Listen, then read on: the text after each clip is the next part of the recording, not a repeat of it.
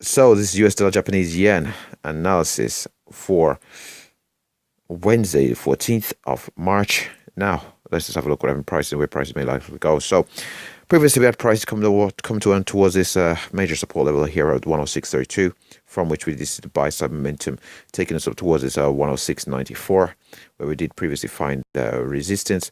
From this 106.94, we did have the breakout to the upside. So due to the frequency of tests of that level, we did see the breakout. We did see the breakout to the upside. Now, the very next level that we were looking at was in around the 107.32. We did come pretty close to 107.32. We came within a couple of pips, I think. Let's just see where we actually came towards this 107.32.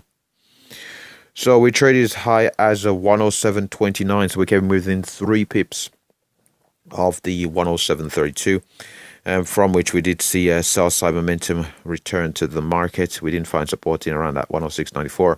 We've seen the sell side momentum break even below this 400 period moving average. Now we've come down towards this 106.40, and we do appear to have formed a bit of a base here at the 106.40. So we've tested the 106.40 on a couple of occasions. We didn't quite get down to this 106.32. So in this on this occasion, you probably say this is our low, potentially a higher low at the 106.40, from which we are seeing that bullish buy side momentum. So if we can break and hold above the 400 period moving average, we'll be looking for price head back up towards the 106.94, which previously acted as resistance. If we find resistance at 106.94 again, possibly a move back down towards that 106.40, or ultimately down towards a very major level of 106.32. If, however, on the test of this 106.94, we just have a pullback and a break and hold beyond the 106.94, we are looking for price head back up towards this 107.32. If we are able to hold above this 106.94. Now, I move beyond the 107.32. The very next level is quite a bit away. I wouldn't anticipate prices getting up there, even on Wednesday here, the 14th of March. The very next level is all the way up to the 108.13, which I would expect to be out of the range of the US dollar Japanese yen.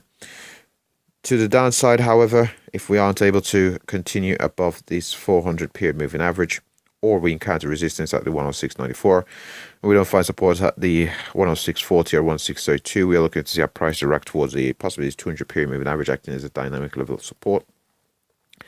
Currently sitting in around that 106, a break beyond which we're looking for prices to head all the way back down towards this 105.55. I suppose we do have some minor levels in here of possibly around that 106, but ultimately we are looking for prices to head down towards that 105.55 if we did break down. The most recent trend, as you can see there, we found support and we found a higher low, and again slightly higher low here.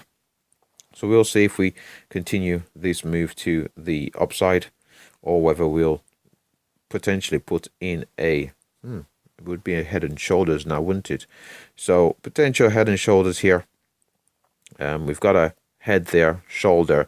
If we do break down from this 106.94, we would have a potential head and shoulders pattern there, with that 106.32 being the neckline. So we've got a shoulder, head, potentially if we find resistance and we aren't able to invalidate this level, another shoulder there, from which we could see that breakdown towards this 105.55.